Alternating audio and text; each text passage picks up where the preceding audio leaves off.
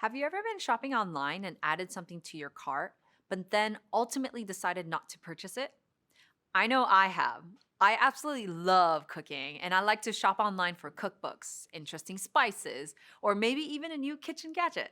But sometimes I change my mind before checking out because I choose to save the money instead. Or I decide that the kitchen tools I already have will work just fine for my recipe. When that happens, the online store has what's called an abandoned cart. And according to e commerce platform Shopify, online merchants lose $18 billion a year in sales revenue because of cart abandonment. This is a big problem, but it's one that business intelligence professionals are very skilled at solving. In this video, we'll consider exactly how that works. BI professionals can use data to identify where a customer came from, whether a Google search, an email link, or maybe a social media post. Then they can visualize the journey the shopper took when visiting the website. They're even able to pinpoint exactly where that customer dropped off and try to figure out why. For example, a BI professional might create a tool to monitor how quickly the website checkout page is loading. If the team decides that it's taking too long, the company can dedicate resources to improve website speed and hopefully keep that customer in the future.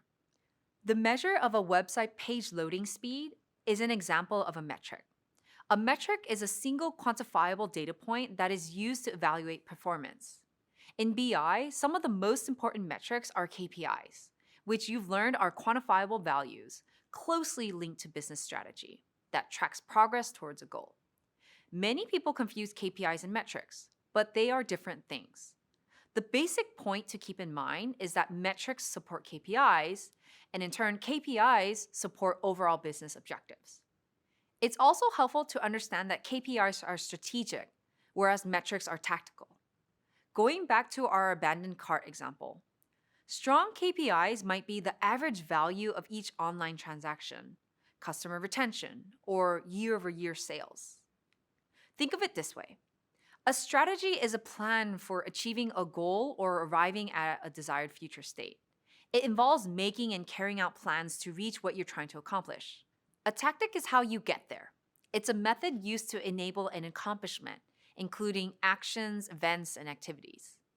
Tactics take place along the way as part of your strategy to reach your final objective, like stepping stones between each milestone. Reach enough milestones and you'll reach your goal. Understanding business objectives and what is needed in order to achieve them is the first step in BI monitoring.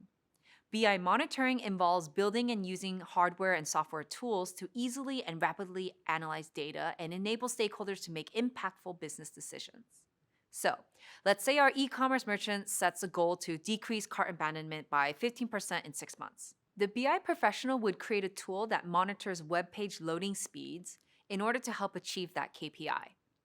Rapid monitoring means that the people using BI tools are receiving live or close to live data. In this way, key decision makers know right away if there's a steep rise in the number of abandoned carts, or if they run out of inventory on a popular product, or if customer service representatives are receiving an unusually high volume of calls. Knowing right away means that the company can fix whatever the problem may be as quickly as possible. And this is one of the main ways in which BI professionals add real value to their organizations. Later in this course, you'll learn more about how to select appropriate metrics. But first, you're going to work with Christine on preparing yourself for a successful entry into the BI field. Lots more to come.